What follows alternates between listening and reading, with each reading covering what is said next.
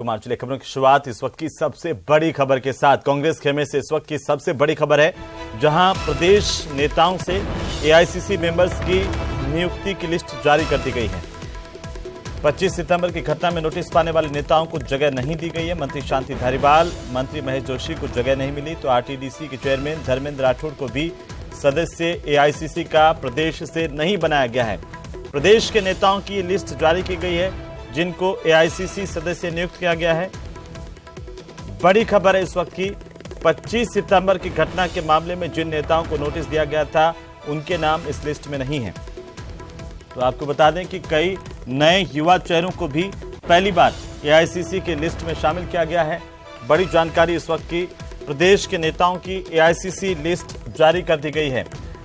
AICC के नए सदस्यों की नियुक्ति की गई है प्रदेश से। ये बड़ी खबर, जिसमें मुख्यमंत्री अशोक गहलोत से लगाकर सचिन पायलट, सीपी जोशी, जितेंद्र सिंह समेत तमाम नेताओं की मौजूदगी देखी जा रही है।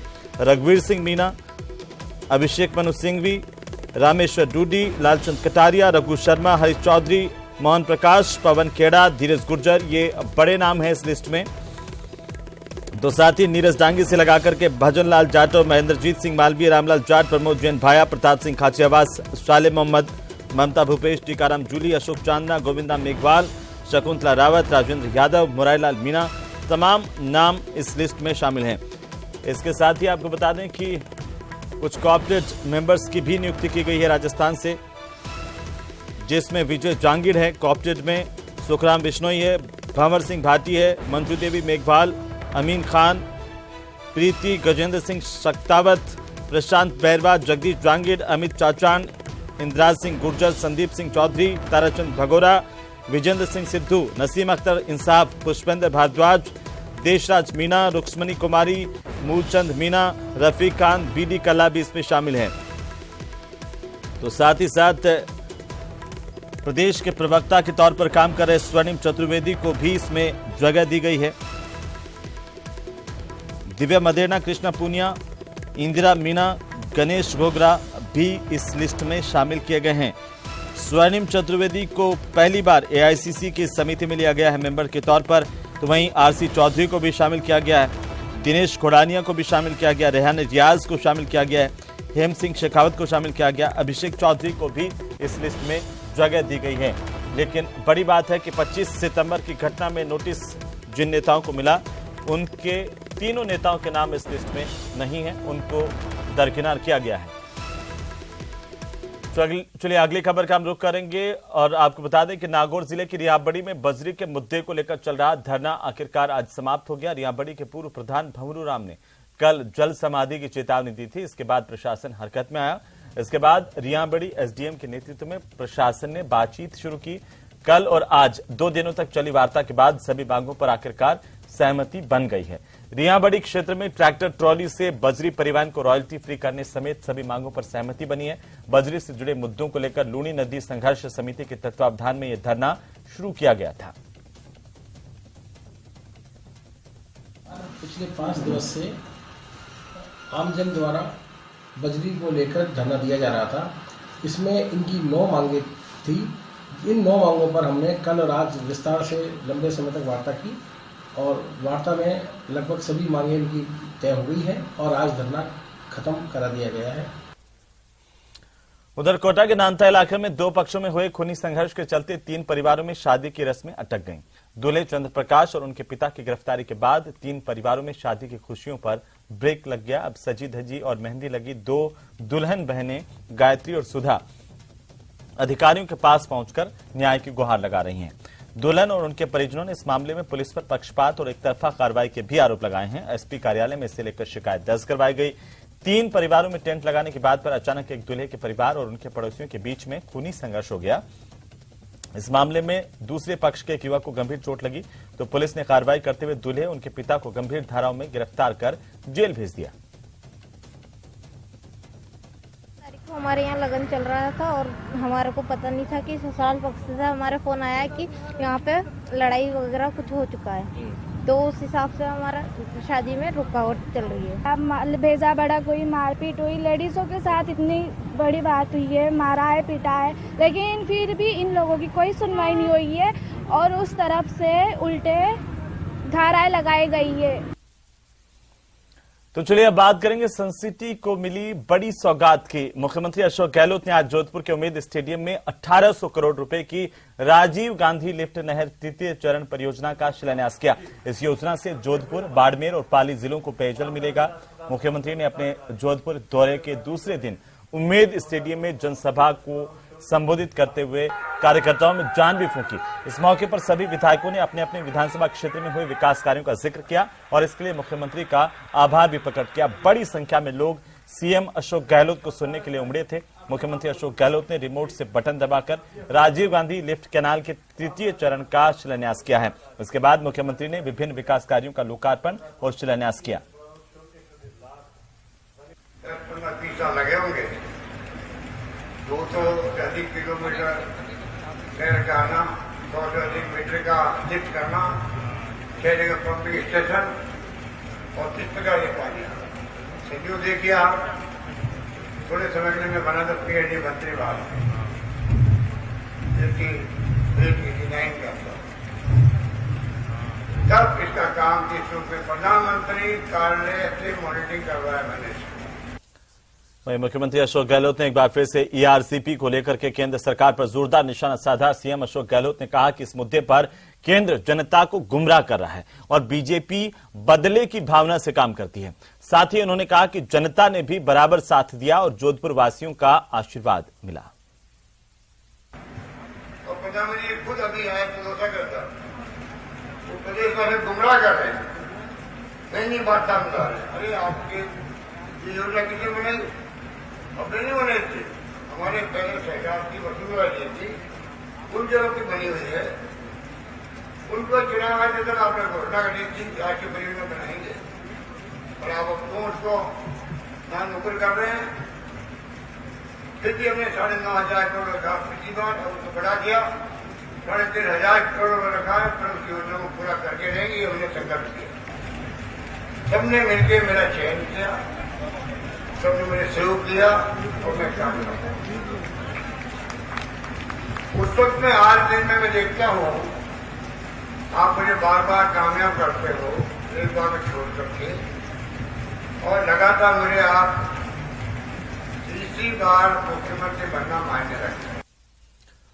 वहीं राजस्थान के मुख्यमंत्री अशोक गहलोत ने जोधपुर में संजीवनी क्रेडिट कोऑपरेटिव सोसाइटी से पीड़ित परिवारों से मुलाकात की। पीड़ित परिवारों ने ज्ञापन सौंपकर अपनी पीड़ा को मुख्यमंत्री के सामने रखा है।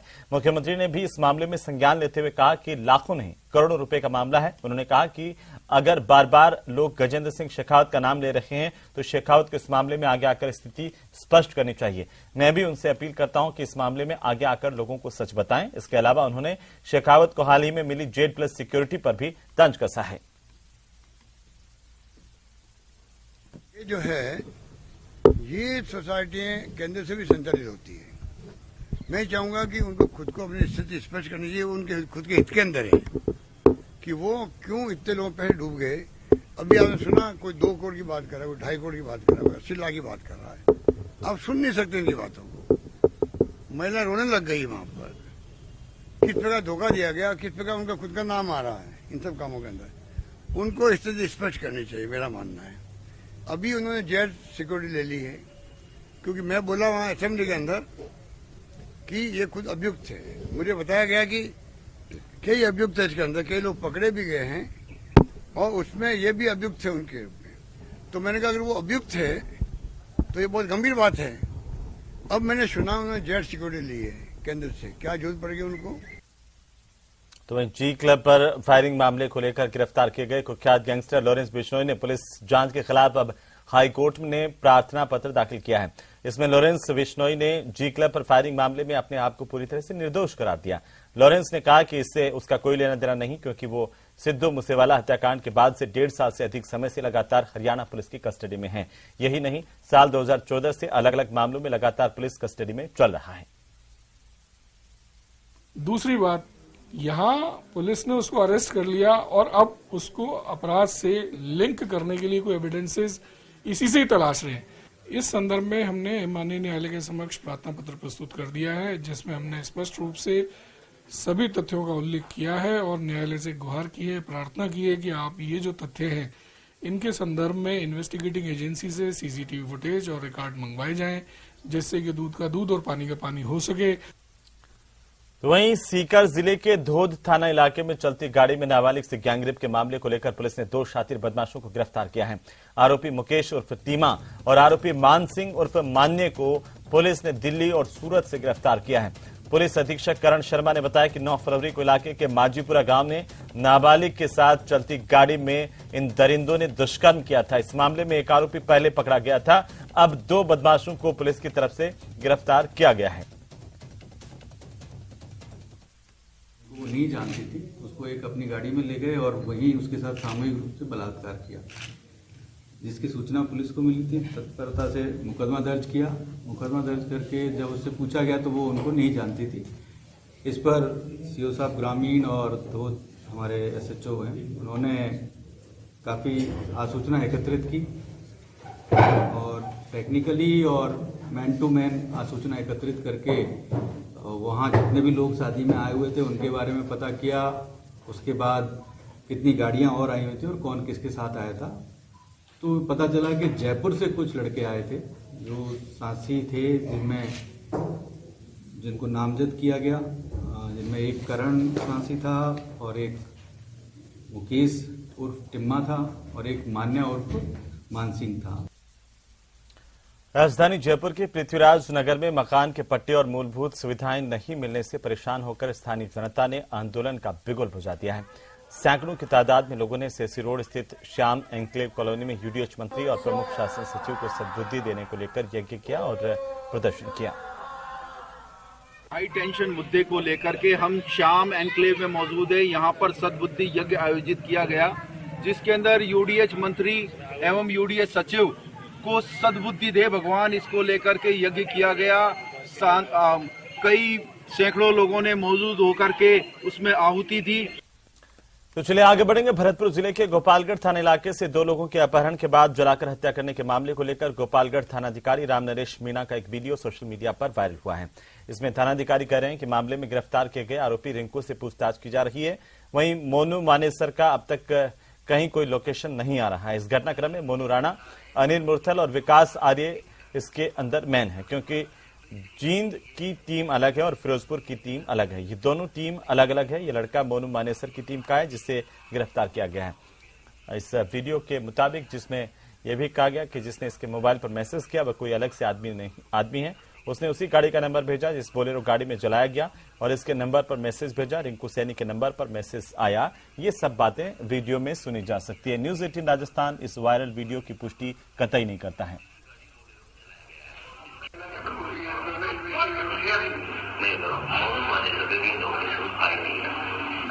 मोनू राणा है, अनिल मुरथल है, विकास आर्य ये क्योंकि वो जिंदगी टीम और ये टीमें अलग अलग। ये सरकार है जो मोनू मानेसर की टीम का है।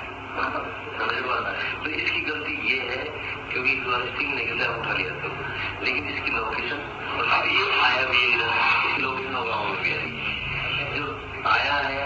अभी तो हमने कल शाम को अरेस्ट किया, अभी तो आप रिमांड आपको इसकी इन्वेस्टिगेशन करेंगे। झूठ भी बोल सकता है जो लोकेशन में आया इसमें इसके मोबाइल पर जिसको मैसेज किया कोई अलग से आदमी उस गाड़ी के नंबर दे सके जिस गाड़ी बोलेरो में चलाया गया है इसके नंबर पर भेजा ऑन रिकॉर्ड है वो जाएगा। तो वहीं पर्यटन विभाग की ओर से 2 दिवसीय साहित्योत्सव शहर नामाकानी फेस्टिवल का आगाज आज से हुआ। पर्यटन मंत्री विश्वेंद्र सिंह ने इसका उद्घाटन किया और कहा कि राजस्थान की कला और संस्कृति से पर्यटकों को रूबरू करवाया जाएगा। हमारी यही कोशिश है कि राजस्थान पर्यटन के क्षेत्र में विश्व पटल में सबसे आगे हो। कार्यक्रम में उन लेखकों से भी चर्चा होगी जिन्होंने देश के ख्यातनाम शहरों पर किताबें लिखी हैं। जैसे मैंने कल भी अर्ज किया था एक प्रोग्राम हम कर रहे हैं राजस्थान को प्रमोट करने का। 2 साल की कोविड की मार में हम रीढ़ की हड्डी तोड़ देते, लेकिन आपको खुशी होगी जानकर कि माननीय मुख्यमंत्री महोदय ने और सभी मेरी टीम में हम लोगों ने प्रयास करके वहीं बीकानेर में 25 फरवरी से पहली बार 10 दिवसीय राष्ट्रीय संस्कृति महोत्सव का आयोजन किया जाएगा। इस महोत्सव में 27 फरवरी को राष्ट्रपति द्रौपदी मुर्मू की शिरकत करने का प्रस्तावित कार्यक्रम है। महोत्सव को लेकर शहर में तैयारियां जोर शोर से चल रही हैं। डॉक्टर करणी सिंह स्टेडियम में रंग रोगन के साथ ही शहर को सुंदर बनाने के लिए सड़कों को सजाने का काम भी किया जा रहा है। जिला कलेक्टर भगवती प्रसाद कलाल भी लगातार अधिकारियों के साथ तैयारियों का जायजा ले रहे हैं। राजकीय पॉलिटेक्निक महाविद्यालय में राष्ट्रपति के आगमन पर हेलीपैड का निर्माण कार्य किया जा रहा है। जिला कलेक्टर ने बताया कि समारोह में देश भर से करीब 1000 कलाकार पहुंचेंगे। स्थानीय कलाकारों को भी इसमें भाग लेने का मौका मिलेगा। डॉक्टर करणी सिंह स्टेडियम के अलावा बीकानेर के अन्य स्थानों पर भी आयोजन किए जाएंगे। महोत्सव के माध्यम से लोग देश की अलग अलग संस्कृति से रूबरू हो सकेंगे। भारत सरकार का पर्यटन, कला और संस्कृति मंत्रालय के मार्गदर्शन में तथा जो पश्चिमी सांस्कृतिक केंद्र है वेस्ट कल्चरल जोन उदयपुर, उसके तत्वाधान में एक राष्ट्रीय सांस्कृतिक महोत्सव 25 फरवरी से 5 मार्च तक आयोजित होने जा रहा है। यह कार्यक्रम करणी सिंह स्टेडियम में होगा। पूरे देश से लगभग 1000 से अधिक कलाकार आएंगे जो अपने अपने राज्यों की, अपने अपने क्षेत्रों की कला और संस्कृति के रंगों को यहाँ बिखेरेंगे। करणी सिंह स्टेडियम का रंगरोगन अभी तैयारियों के संदर्भ में कराया जा रहा है। तो वहीं सीकर के पुलिस अधीक्षक रहे कुंवर राष्ट्रदीप का विदाई समारोह भव्य तरीके से आयोजित किया गया। एसपी ऑफिस में विदाई समारोह के बाद शहर में शानदार जुलूस निकाला गया। एसपी बग्गी पर सवार हुए और इस दौरान लोगों ने उन पर फूल बरसाए। करीब 2 साल तक सीकर पुलिस अधीक्षक के पद पर रहे कुंवर राष्ट्रदीप का सीकर में सराहनीय कार्यकाल रहा और इसके चलते लोगों ने भी बड़ी तादाद में उनके विदाई समारोह में शिरकत की। राजू ठेठ हत्याकांड और पिपराली रोड पर किए गए बच्चे के अपहरण कांड में पुलिस अधीक्षक की सराहनीय भूमिका रही। पुलिस अधीक्षक कुंवर राष्ट्रदीप के सराहनीय कार्य और जनता से उनके जुड़ाव को लेकर के बड़ी तादाद में लोग जुलूस में पहुंचे और उन्हें विदाई दी।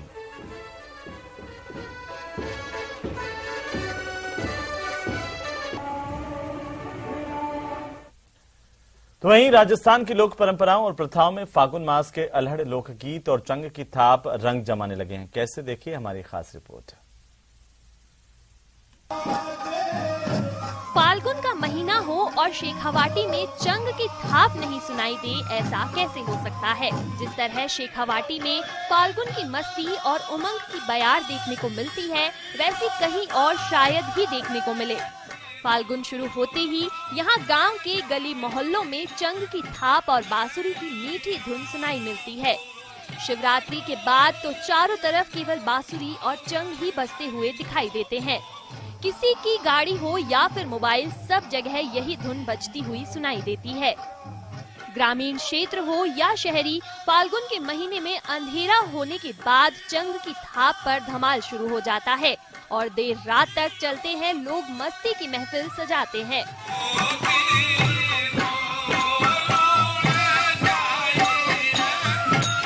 इन गानों से विशेष संदेश भी दिया जाता है। खास बात ये है कि बड़ी संख्या में महिलाएं भी इन्हें देखने के लिए गांव के चौक पर पहुंचती है। होली के पहले आने वाली एकादशी तक यहाँ चंग की थाप पर धमाल चलते हैं। इसके बाद यहाँ पर विशेष गींदड़ नृत्य शुरू हो जाता है। तो वहीं राजधानी जयपुर के जगतपुरा का आर्चरी रेंज बदहाल स्थिति में है। यहाँ पर ना तो कोर्ट है और ना ही संसाधनों की देखभाल करने वाले हैं। बड़ी बात तो यह है कि बदहाल पड़ी इस रेंज को खिलाड़ियों के टूर्नामेंट आयोजित करने के लिए मांगा जाता है तो उस पर भी खेल परिषद लाखों का बिल थमा देता है। यह खास रिपोर्ट देखिए। जगतपुरा के आर्चरी रेंज की स्थिति बदहाल, करोड़ों खर्च लेकिन बिल्डिंग हो रही खराब। टूर्नामेंट आयोजन पर थमा देते हैं लाखों का बिल। व्यवस्थाओं पर नहीं है ध्यान, कैसे निकलेगा समाधान। करोड़ों की लागत से बनाई गई ये बिल्डिंग जयपुर के तीरंदाजों का सपना है, लेकिन ये सपना बस सपना ही बनकर रह गया है। करोड़ों खर्च कर बनाई गई ये बिल्डिंग अब धीरे धीरे खंडहर में तब्दील हो रही है और इसका मैदान जंगल में। राजधानी जयपुर के जगतपुरा में शूटिंग रेंज परिसर में ही आर्चरी यानी तीरंदाजी की रेंज भी बनी हुई है। इसी बड़े मैदान में कई खिलाड़ी तीरंदाजी का अभ्यास करने पहुंचते हैं, लेकिन लंबे समय से यहाँ तीरंदाजी का प्रशिक्षण देने वाला कोई नहीं है। पहले यहाँ प्रशिक्षक थे, तब के खिलाड़ी आया भी करते थे, लेकिन अब इक्का दुक्का खिलाड़ी ही अपने स्तर पर अभ्यास करते नजर आते हैं। हम अपने निजी संसाधनों से इस मैदान को साफ सफाई करके, कैंपस को साफ सुथरा करके, जो भी सुविधाएं यहाँ टूटी फूटी पड़ी हैं उनको प्रतियोगिता के माध्यम से, जब प्रतियोगिता होगी तो हम इसको कराने के लिए इस प्रतियोगिता का हमने वेन्यू यहाँ रखा था और हमने स्पोर्ट्स काउंसिल को चिट्ठी लिखी थी कि हम अपने खर्चे पर इसकी साफ सफाई करना चाह रहे हैं, कृपया हमें परमिशन दीजिए। लेकिन वो उस बारे में न तो कोई परमिशन दी गई, उल्टी हमें 2.5 लाख रुपए की मांग करी गई कि आप 2.5 लाख रुपए हमें जमा करेंगे जब हम वेन्यू प्रतियोगिता कराने के लिए दिया जाएगा। तो इतने 2.5 लाख रुपए की जो राशि है एसोसिएशन पे है नहीं, तो हमने फिर वेन्यू मजबूरी में चेंज किया और महाराजा कॉलेज में अभी इस प्रतियोगिता को करा रहे हैं, जिसमें कई ओलंपियन खिलाड़ी भाग ले रहे हैं। देखिए, ये जो आप देख रहे हैं बहुत ही जो बड़ा एक सेंटर है जगतपुरा शूटिंग रेंज, पिछली सरकार में बना था और माननीय मुख्यमंत्री महोदय ने और खेल मंत्री ने, खेल विभाग ने जिस तरीके से खेलों को आगे बढ़ाने का जो बीड़ा उठाया था वास्तव में सराहनीय था। लेकिन जब ऐसे मैदानों को देखते हैं तो बड़ा दुख होता है इस बात को लेकर कि खिलाड़ियों को सुविधाएं जो मिलनी चाहिए थी ग्रास रूट पर वो नहीं मिल पा रही है। अब आपको इस रेंज की तस्वीर दिखाते हैं।